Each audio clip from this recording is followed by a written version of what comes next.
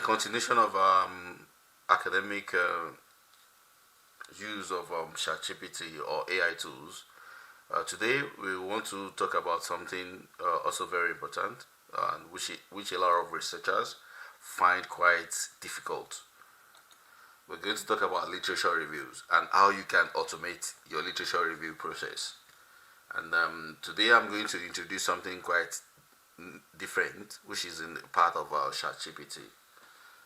Literature reviews don't have to be painful. No, they don't have to be. And we should stop spending weeks organizing sources, organizing libraries, whether libraries. Anyway, nobody should be printing papers out these days. It's not eco-friendly.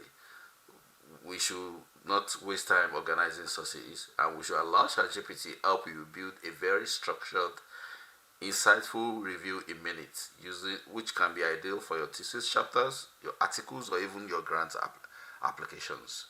So today, I'm going to talk you through several steps that are going to help you automate or make the literature review process very fast, insightful, and yet very useful. Step one is to start with your prompt. Like you input into ChatGPT a prompt telling ChatGPT what you are working on. So, like for example, I'm working on aquaculture or fish farming, for example, or geology or biology, or the intersection of AI with climate change in social settings or something like that. So you have to tell it first what you're working on, and then you can follow it up with a prompt saying generate a literature review outline, just the outline on recent advances in fish farming based on recent findings. And ChatGPT, the prompt should return a structured framework of key themes relative to the prompt that is being sent. And you can even go further and ask for more details, like list 5 key studies with authors and years. What are the major year-wise trends, which will help you track the evolution of the research. We always want to do that, either quantitatively or qualitatively. And a lot of literature review are done qualitatively. I'm going to provide a video on how you can do quantitative literature review using tools like voice viewer, R programming, and so on and so forth. And then you can do a little bit more of work by organizing it into Excel. I always like using that because that will give you a visual representation of, at least it will give you an overview of the way things are organized in terms of maybe author, year, focus, method, and key findings. And this is a very good way to also organize your references so that you can group your work into different thematic areas. The bonus tip here is that once you have them in place, you can create a referencing list, which is we call bibliography list. We can use different types and even automate the process by asking ChatGPT to create them in a particular referencing format: APA, 5th, 6th, 7th, Elsevier, Nature Geoscience, and so on and so forth. And ChatGPT will give you a properly well formatted references. No manual formatting needed at all. You don't have to do this at all. You don't have to do that at all. So we head to ChatGPT and we start with step 1. And in step 1, we are going to just say that I'm working on fish farming. So I'm going to demonstrate 2 methods you can use today. So I'm working on fish farming. That's number 1. You don't need. You remember the RTF, role, tax, and framework, that the framework that I introduced in the first video. So this is a role, more or less, kind of, or you're telling it about your position as a person, or what you're doing at the moment. So it has to limit whatever result you get from the prompt to fish farming or something related to fish farming. So I'm working on fish farming, right? And then follow it up with generate literature review outline on recent advances in fish farming based on recent findings, right? Literature review, right? Literature. And then this will definitely return something. So you press enter, you wait for the result. I was going to do a web scrap of what are the latest so introduction, define scope, highlight importance of, this is the outline for it. Highlight so you have an outline for the literature review that you want to do, and you can decide if you want to use a bullet point, or you want to focus on making them into sections, or you want to just use paragraphs to show them in a very systematic way. And it has given you an outline of how the literature review should be done, right? In addition to that, it has also given you links to papers. So if you click on this, it's going to take you to some of the papers. Review of state-of-the-art improvement in recirculating aquaculture systems. Insight into design, operation, and statistical modeling approaches. You can read that, read the abstract, read the introduction, and see if that paper is relevant to you or not. And then you can also extract the digital object index number into a reference to or manager to keep that reference for future use. And there are 5 of them listed actually, so you can actually go back and check the other 5. Just a moment. You click, and then number 2. So all the papers are here, and they're showing the link to all the papers, and that's it. So, and the other ones also on the areas that have been suggested, or sections that have been suggested for the literature review, right? So after doing that, maybe you can take it a step further, right? And that is to say, list 5 key studies with authors and years on the subject matter. Additionally, what are the major year-wise trends? And then you hit the enter button, and that's going to use a bullet point for sure, right? So the first paper is Dinakaran et al. 2023, and then IoT-based environmental control system for fish farms with sensor integration and machine learning design support. And 1. So we said the 5 papers, and it has also do a summary of that. This focus on IoTs, this focus on digital twin approaches, this is looking at sustainability metrics, and this is looking at trend emphasizes smart feeding for fish, and also this is looking at policy and integration, and it's provided a summary of all of those. Okay, and you can just take it further using now provide a 150 word summary of the result above.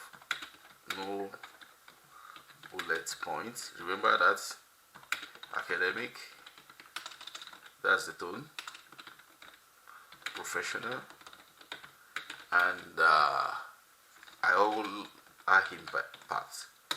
And it's your responsibility to fact check the result that you are getting from ChatGPT. You need to fact check it, because it's just helping you, linking you to all those papers, and you have to test all of those and read everything and make sure they're correct. Not just doing a copy and paste. It's supposed to be an assistant, not not your almighty problem solver, right? So so that's as provided that, and it's 1,200 words or 1,500 words, and there are so many AI giveaway words here, which I will point you to in other videos. I won't do it here, but there are ways you read the text and you know they are AI generated, and this is where the human face comes in. So you have to read, you have to rewrite using human-friendly words or semantics. You can't just do a copy and paste. Okay, so that is one way to do it. You see that this result that we got here is quite interesting, right? But I want to show you a different thing on ChatGPT, which a lot of people are not using. There are several GPTs. So if you expand, just come over here. There is new chat if you want to do new chat, but there are GPTs, and there are GPTs that are specifically meant for the academia. And one of them is called Scholar GPT.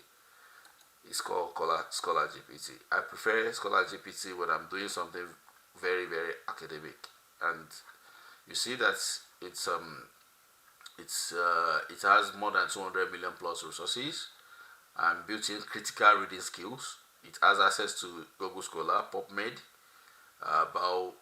Bioarchive, Archive, and more.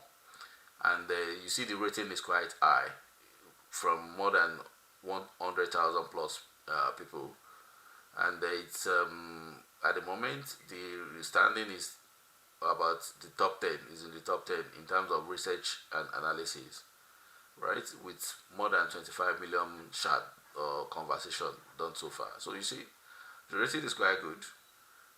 You see a lot of rating in number 5 category, and I'm sure these numbers are coming from people that are using it the wrong way, right? So you can start a chat and it will take you to Scholar GPT, which is a GPT on ChatGPT, right? And we can do the same thing that we did earlier on. We can say I'm working on fish farming, right?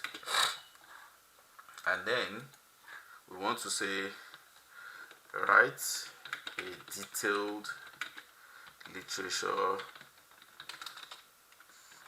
review on the recent advances in fish farming based on recent technologies, and then use upper 60 for referencing and in-text citations. Ensure to provide the link to the papers and their DOI numbers. This way, you need to verify. This is important for you to verify and fact check what is being given by ChatGPT. Again, academic, professional, and impact, and no bullet point.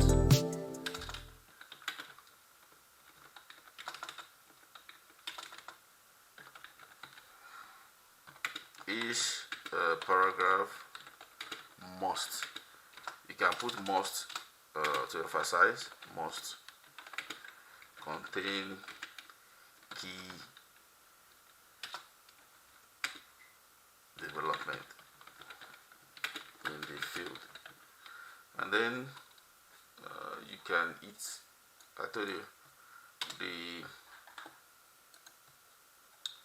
this is not important,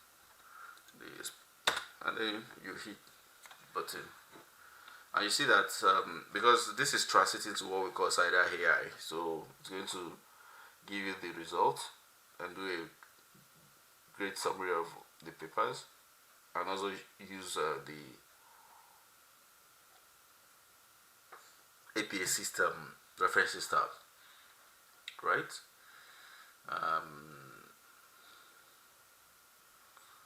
And then it has also provided a link to all the papers so you can verify and read all of those.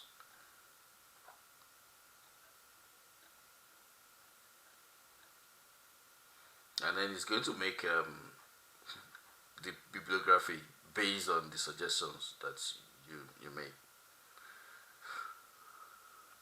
Okay, so we have a literature review that can be expanded, that can be verified. So you can verify it, expand it, and rewrite it to a very reasonable way. And then you also need to fact check that. This is very, very important. So in summary, literature reviews don't have to be painful. You don't need to spend weeks organizing sources for your literature review. You can build structured, insightful reviews in minutes that are ideal for thesis, chapters, articles, and grant applications. You should start with a prompt telling ChatGPT your interest or area of specialization. You can generate outline first, and based on the outline, you can also list out key studies with authors and year, and do a year-wise trend in the evolution of papers on the subject matter. You can go a bit further by making a very detailed work on author year focus method and key findings from the last 10 years, 20 years, and so on and so forth, which is very good for quick referencing and comparison and finding thematic groupings of the research trends. Bonus is that you can generate citations, you can create different citation methods, and then also format the bibliography the way you want to without manual input from you.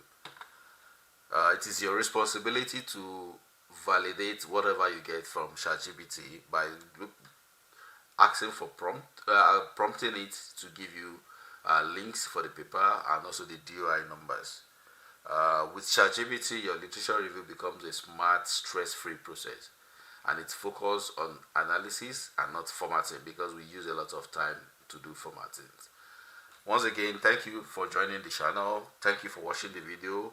Press the like button, share, subscribe to the channel if you haven't, and you get notification when I upload new videos. See you soon. Bye.